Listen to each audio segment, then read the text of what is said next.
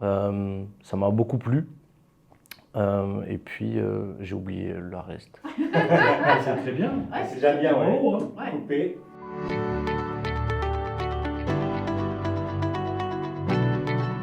Je me présente, je m'appelle Robin Polanquet. Je suis régleur chez Arémon depuis décembre 2024. J'ai commencé mes études par un bac pro MEI, maintenance des équipements industriels, que j'ai fait en parallèle au CFAI de Moiran. Donc j'ai fait ce bac pro chez EDF sur un barrage hydroélectrique.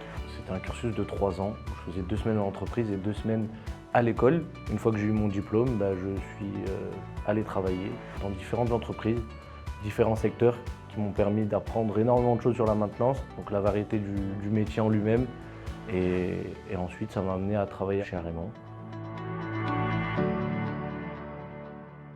Alors la première chose qui m'a marqué quand je suis rentré dans l'atelier, c'est les robots et la vitesse à laquelle ils produisaient. Franchement, c'est quelque chose qui m'a toujours plu. Et c'est d'ailleurs pour ça que je suis rentré chez Arémon, pour approcher un peu plus de près la robotique et les systèmes automatisés.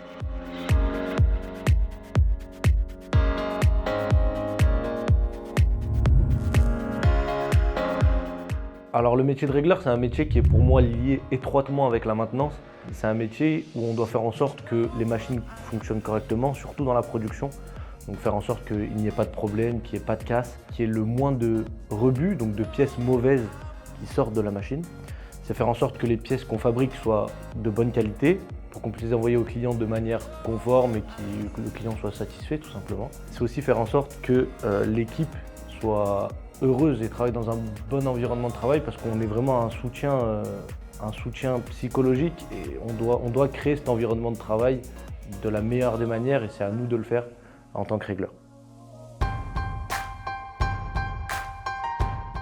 Alors la première chose que je fais quand j'arrive dans l'atelier, c'est que je vais consulter le planning et je regarde les machines qui sont les plus urgentes, sur lesquelles on doit absolument produire, et les ordres de fabrication, les OF, les plus urgentes pour pouvoir livrer le client le plus rapidement possible. Juste après avoir consulté le planning, ce qu'on fait, c'est une AIC, donc c'est une animation à intervalles courts et c'est tout simplement une réunion des personnes qui travaillent dans l'atelier. Cette réunion, elle permet de se rendre compte des pièces qu'on a fabriquées la veille, donc de la production, de se rendre compte des problèmes qu'il y a eu dans les autres équipes et pouvoir mieux les anticiper tout simplement.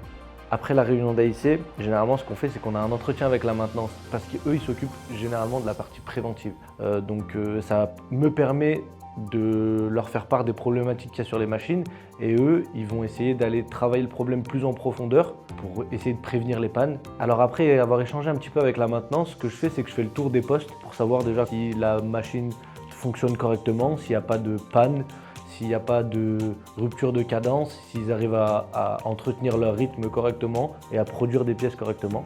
C'est mon rôle aussi de savoir si ils vont bien, s'ils sont dans un bon environnement de travail. C'est également optimiser les machines, les régler, c'est-à-dire que quand on change de pièce, il y a des outillages, donc des outils qui sont nécessaires à assembler ces pièces-là.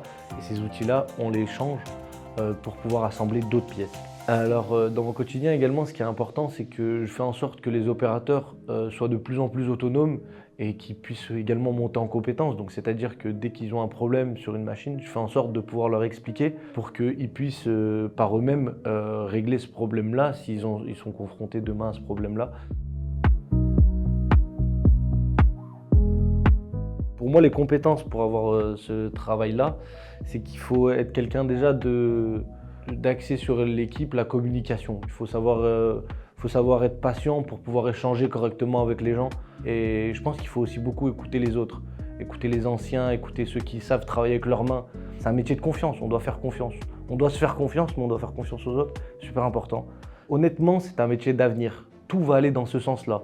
C'est-à-dire qu'on est amené à avoir de l'industrialisation de plus en plus, on est amené à avoir de plus en plus de machines qui travaillent pour nous et on doit forcément savoir travailler avec ces machines-là. À partir du moment où on fait de la maintenance, on peut travailler partout sur la Terre, dans tous les domaines, dans tous les secteurs. Donc il y a énormément de perspectives d'évolution et j'ai pas trouvé de meilleur métier. C'est un métier caméléon.